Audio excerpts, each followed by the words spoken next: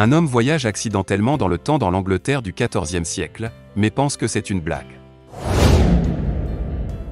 Jamal Walker est un gars normal qui travaille à temps plein dans un parc à thème appelé Monde Médiéval.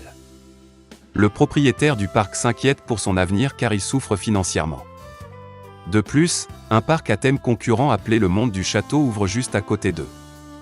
S'il ne propose pas de nouvelles idées, le Monde Médiéval est voué à la faillite. Un après-midi, Jamal est chargé de nettoyer le fossé entourant le parc. Pendant qu'il y est, il remarque un médaillon dans l'eau qui semble valoir beaucoup d'argent. En essayant de le récupérer, Jamal tombe dans le fossé et bien qu'il soit assez peu profond, il se noie. Lorsqu'il sort de l'eau, il constate qu'il n'est plus dans le parc. Il rationalise que cela doit être dans le monde du château qui est proche de leur parc. Ce que Jamal ne sait pas, c'est qu'il a été aspiré dans le passé, dans l'Angleterre des années 1300. La première personne qu'il rencontre est un ivrogne nommé Knolt. Même s'il porte clairement des vêtements anciens, Jamal pense qu'il est un ouvrier en costume. Ignorant l'homme, il se fraye un chemin dans la ville et tombe sur un château massif qui pour lui est la principale attraction du monde des châteaux. Il essaie d'entrer mais est arrêté par les gardes. On lui demande d'où il vient, ce à quoi il répond Normandie. Jamal veut dire Normandie de Los Angeles mais les gardes supposent qu'il s'agit d'un mort français qu'il s'attendait à voir venir la semaine prochaine. Ils le laissent entrer et Jamal découvre un marché animé où tout le monde porte des vêtements des années 1300. Il est impressionné par la justesse du parc à thème, ignorant encore qu'il a voyagé dans le temps. Soudain, ses yeux se posent sur une belle fille nommée Victoria. Jamal s'approche d'elle pour tirer son coup, mais ils sont interrompus par le cruel commandant général, Perceval. Il agit comme s'il possédait toutes les femmes de la ville, simplement parce qu'il est un garde royal. Par conséquent, son ego est blessé lorsqu'il s'approche un peu trop de Victoria et Jamal l'arrête. Il menace de se plaindre au directeur de l'inconduite. Perceval sort son épée sur lui, mais Jamal pense que c'est faux et surprend tout le monde par sa bravoure. Suite à cela, il rencontre un étranger qui l'amène au roi à sa demande. Le roi a arrangé un mariage entre sa fille Regina et le duc de Normandie. Il pense que Jamal est un messager et demande quand le duc sera là. Un Jamal confus joue le jeu et nomme au hasard une date. Plus tard dans la journée, il est emmené dehors pour assister à une exécution. Il est excité en pensant qu'ils ne sont que des acteurs jouant avec le thème. L'exécution se déroule sans encombre mais lorsque Jamal ramasse la tête décapitée d'un rebelle, son monde change. Il est tellement sous le choc qu'il perd connaissance sans dire un mot. Lorsque Jamal se réveille, il se retrouve dans sa chambre avec Victoria. Il porte le médaillon qu'il a trouvé dans le fossé qui lui fait croire qu'il fait partie des siens. Elle lui montre son médaillon qui ressemble au sien. Il s'avère que le médaillon est un symbole des rébellions qui en ont assez du système de jugement cruel du roi. Il a détrôné injustement l'ancienne reine et a tué de nombreux innocents pour avoir critiqué son règne. Le groupe de rebelles veut le chasser du royaume et ramener l'ancienne reine au pouvoir. Toujours confus, Jamal lui demande de quelle date il s'agit et découvre que c'est 1328 après Jésus-Christ. Il panique et veut revenir à son époque mais ne sait pas comment. Ils sont interrompus par un garde qui les invite à une aventure à cheval. En raison du manque de connaissances de Jamal sur les chevaux, il amuse tout le monde avec sa technique d'équitation. Même le roi apprécie le spectacle et l'invite à un dîner royal le soir. La fête est ennuyeuse alors Jamal l'illumine en dansant comme il le faisait à l'avenir.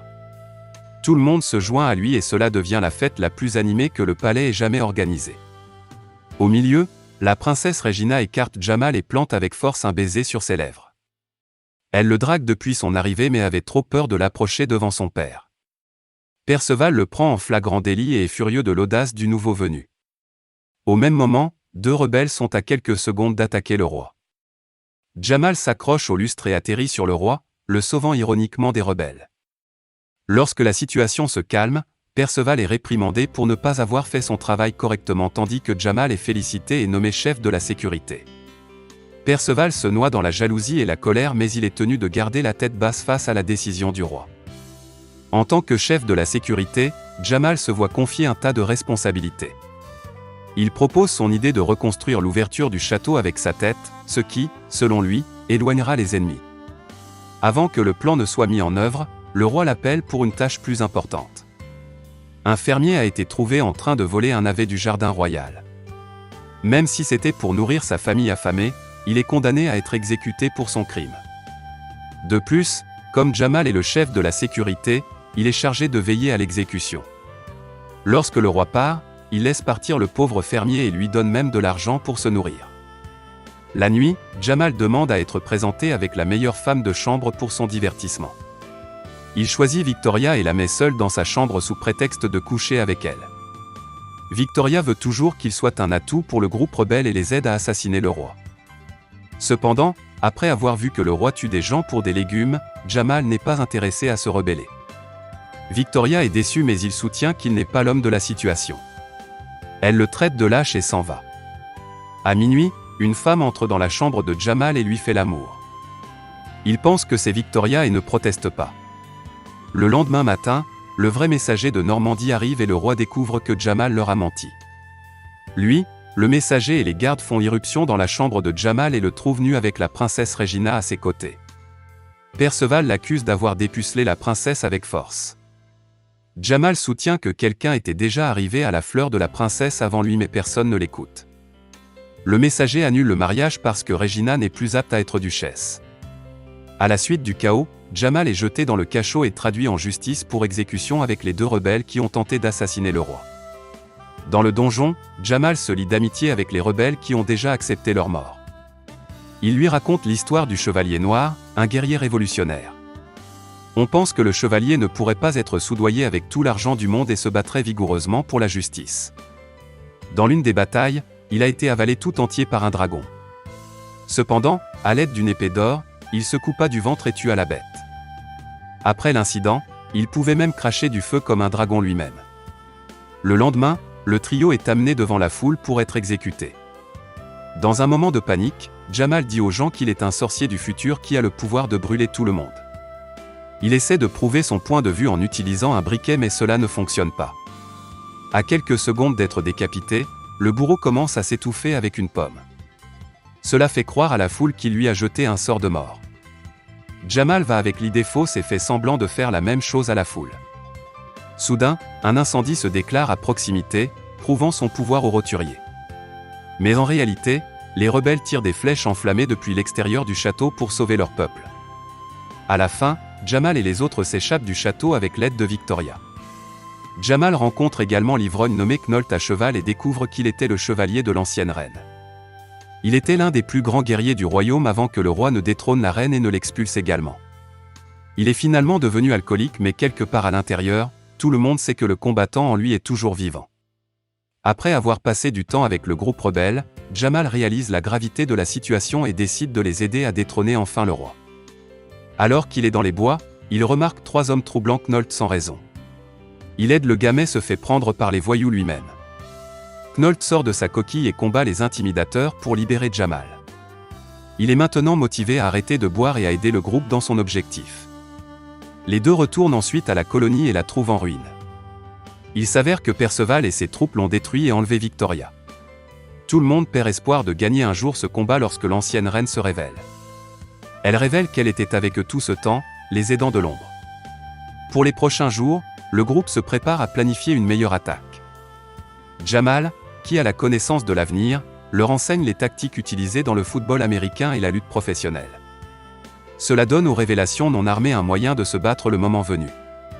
Il apprend lui-même quelques techniques de base de combat à l'épée auprès de Knolt. Puis, le jour de l'attaque arrive enfin. Le groupe se prépare à se battre avec leur vie. Knolt les conduit au château mais en quelques minutes seulement ils sont complètement encerclés par des gardes sous les ordres de Perceval. Ils sont en infériorité numérique et repoussés. Puis, à la surprise générale, le champ de bataille est envahi par le Chevalier Noir lui-même. Il fait une grande entrée, exhortant les gardes à s'enfuir. Non seulement cela, mais il crache également du feu par la bouche. Les rebelles pensent enfin qu'ils sont sur le point de gagner mais c'est jusqu'à ce que le Chevalier Noir tombe de son cheval, révélant qu'il n'est autre que Jamal lui-même. Perceval est sur le point de mettre fin à ses jours lorsque Knolt vient à son secours et combat le garde. Suite à cela, une bataille acharnée s'engage entre les deux parties. En utilisant les techniques que Jamal leur a enseignées, les roturiers sont capables de tromper et de vaincre de nombreux gardes. Au milieu de la bataille, le roi court vers Perceval et le supplie de le mettre en sécurité. Perceval le voit comme un leader faible et indigne. Ainsi, lorsque le roi essaie de lui donner un ordre, il lui ordonne à son tour de se taire et le pousse hors du château, dans les douves. Le combat semble se déplacer du côté des rebelles jusqu'à ce que Perceval tire un arc long sur Knolt et le blesse gravement. Après cela, il prend Victoria en otage. Jamal se précipite à son secours et utilise la technique enseignée par Knolt pour se battre. Perceval est surpris et fait de son mieux pour rester sur ses positions. Mais à la fin, Jamal gagne et parvient à sauver Victoria. Alors qu'il vient la chercher, Perceval se relève, s'apprêtant à tuer Jamal une fois pour toutes. Cependant, il est abattu par Knolt qui est toujours en vie sur le champ de bataille. À la fin, les rebelles deviennent les vainqueurs et Jamal devient le héros de tout le monde. Quelques semaines plus tard, il est temps pour lui de rentrer chez lui. Il souhaite au revoir à Victoria et la laisse avec un dernier baiser. Avant de partir, la reine lui décerne le titre de chevalier noir du royaume. Un peu plus tard, Jamal se réveille dans les années 2000 entouré d'un ambulancier et de ses collègues du parc à thème. Il révèle qu'il s'est noyé dans le fossé et qu'il a été sauvé mais qu'il est inconscient depuis. La façon rationnelle de décrire son expérience serait de l'appeler un rêve, mais Jamal sait que ce n'était pas ça.